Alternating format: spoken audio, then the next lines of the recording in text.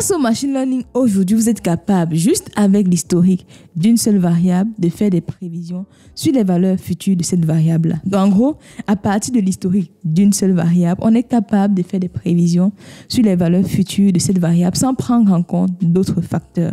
C'est ce qu'on a vu dans les 2 vidéos précédentes avec le modèle ARIMA. Mais sauf que dans la vraie vie, on a souvent des interactions entre les variables. Donc le modèle ARIMA ne permet pas de capter l'interaction qui existe entre les variables. Je vous donne un exemple simple. Par exemple, moi je travaille dans le secteur financier et en général dans le secteur financier, on a souvent besoin de mettre en place des modèles mathématiques qui permettent de faire de la prévision de la probabilité de défaut des clients de la banque en fonction des grandeurs macroéconomiques comme le PIB, le chômage, l'inflation, dans le cadre de la norme comptable IFRS 9. Okay? Étant donné que le PIB évolue dans le temps, l'inflation évolue dans le temps, la probabilité de défaut des clients évolue dans le temps également, le modèle ARIMA ne peut pas être pertinent pour pouvoir mettre en place un modèle mathématique qui permet de prévoir la probabilité de défaut des clients en fonction des grandeurs macroéconomiques. C'est pour ça que vous avez également des modèles comme les modèles VAR, vecteurs autorégressifs, qui vous permettent en fait de prendre en compte la relation qui existe entre plusieurs grandeurs qui évoluent dans le temps. Donc ARIMA vous permet de mettre en place des modèles juste à partir d'une seule variable, mais la limite c'est que ça ne prend pas en compte les interactions qui peuvent exister entre les variables. Et dans cette vidéo, on verra donc ensemble le modèle VAR, vecteur autorégressif, qui vous permet justement d'analyser un modèle série temporelle sur le plan multivarié. Pour ceux qui ne me connaissent pas, moi c'est Natasha Njongwa, ingénieure data scientist depuis 4 ans dans le secteur financier, et sur cette chaîne, on redécouvre le monde de la data. Et cette année, je me suis lancé un challenge fou qui est de partager avec vous une nouvelle vidéo tous les jours pendant 100 jours pour pouvoir vous aider à passer de 0 à 1 en matière de data science. Nous sommes le jour 90, ça va très vite. N'hésitez pas à vous abonner si le challenge vous intéresse. Mettez des likes, partagez, commentez parce que l'algorithme de YouTube justement se base beaucoup sur les likes, des commentaires, des partages. Donc n'hésitez pas à mettre des likes, des commentaires, des partages. C'est complètement gratuit les amis et ça a un impact considérable sur cette chaîne. Donc voilà, si vous avez réalisé ces actions, nous allons voir ensemble qu'est-ce que le modèle VAR. Comment est-ce qu'on développe un modèle VAR de A à Z, étape par étape? Quelles sont les hypothèses, avantages, inconvénients? Je vous laisse avec ma présentation et on se retrouve juste à la fin de la vidéo. Qu'est-ce que concrètement ce fameux modèle VAR? En fait, pour votre information, les modèles VAR, les modèles de série temporelle sont très utilisés en finance notamment ou encore en économétrie de façon générale. Mais qu'est-ce que c'est? Concrètement, en fait, lorsqu'on parle de modèle VAR, on fait référence tout simplement à un type de modèle statistique qui va utiliser des équations linéaires pour pouvoir prévoir les valeurs futures de plusieurs séries temporelles en se basant sur les valeurs passées. Le thème central ici, c'est plusieurs séries temporelles. Dans le modèle ARIMA qu'on a vu dans les 2 vidéos précédentes, on avait une seule série temporelle pour pouvoir faire des prévisions. Mais par contre, dans le modèle VAR, on a plusieurs séries temporelles sur lesquelles on va se baser sur les valeurs passées de plusieurs séries temporelles pour pouvoir faire les prévisions. Donc, en un mot, le modèle VAR, c'est un modèle statistique qui permet de faire des prévisions en utilisant plusieurs variables simultanément. Généralement, si on veut mettre en place un modèle mathématique pour faire des prévisions sur K variables simultanément en utilisant le modèle VAR d'ordre P, chaque variable est exprimée comme combinaison linéaire de P valeurs passées de toutes les K variables, y compris la variable elle-même. Je reprends. Si on souhaite mettre en place un modèle mathématique pour pouvoir prévoir K variables, en général, si on utilise un modèle VAR d'ordre P, l'ordre c'est important, on verra ensemble ça plus tard, on veut mettre en place un modèle VAR d'ordre P, ce qui se passe, c'est que chaque variable, chacune des K variables sera exprimée comme combinaison linéaire des P valeurs passées, P, l'ordre du modèle VAR, des P valeurs passées de toutes les variables, y compris la variable en question elle-même. Pour être plus précise, prenons un exemple ici. Mathématiquement, comment ça s'écrit? Imaginez-vous, on a 2 séries temporelles, Y et X, et on veut modéliser cette série temporelle avec un modèle VAR d'ordre 1. Donc, il y a 1, P égale à 1. On peut représenter comme ceci. En fait, vous aurez 2 équations. Y de t qui égale à A0, la constante, plus A1 fois YT-1. Vous voyez, comme c'est VAR1, on a exprimé YT en fonction de YT-1 uniquement. VAR2, YT-1, YT-2. VAR3, on ajoute YT-3. Ici, c'est comme c'est 1, c'est A1 fois YT-1 plus A2, X, la deuxième variable, T-1 plus epsilon T, l'erreur en fait. Globalement, si on était dans VAR2, vous devez avoir YT-2 et xt-2 qui devaient se rajouter. Donc, globalement, dans le modèle VAR, on a plusieurs équations. Globalement, dans les modèles VAR, on n'a pas forcément de variables explicatives ou variables expliquées comme dans les autres modèles.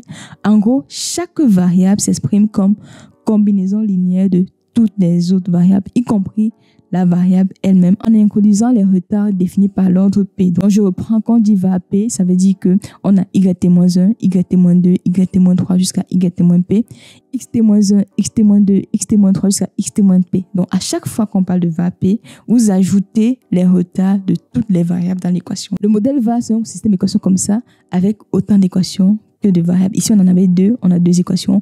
P, le nombre de retards qu'on doit introduire. Donc, quand on parle de retard, c'est YT-1, YT-2, YT-3.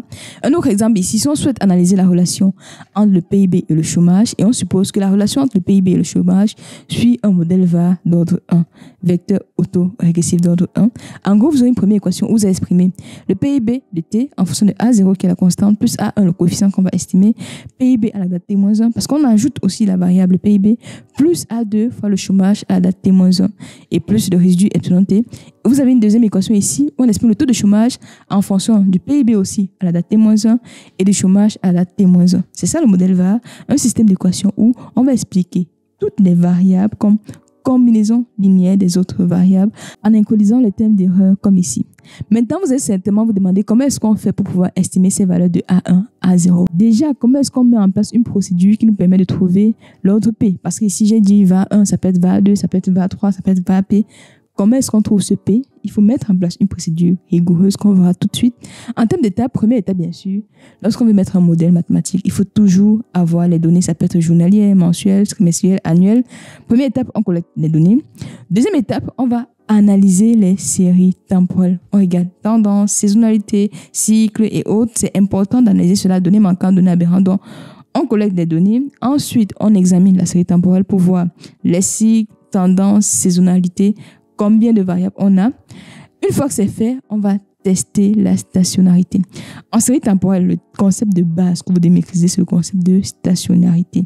Quand on dit qu'une série est stationnaire, ça veut dire que sa variance, sa moyenne et sa structure globale est plutôt constante dans le temps. Donc, c'est un concept essentiel. Donc, même dans les modèles VAR, il faut vérifier que la série est stationnaire. Donc, toutes les séries, toutes les variables. Si vous avez 5 variables, vous faites 5 tests de stationnarité. Si vous en avez 10, vous faites 10.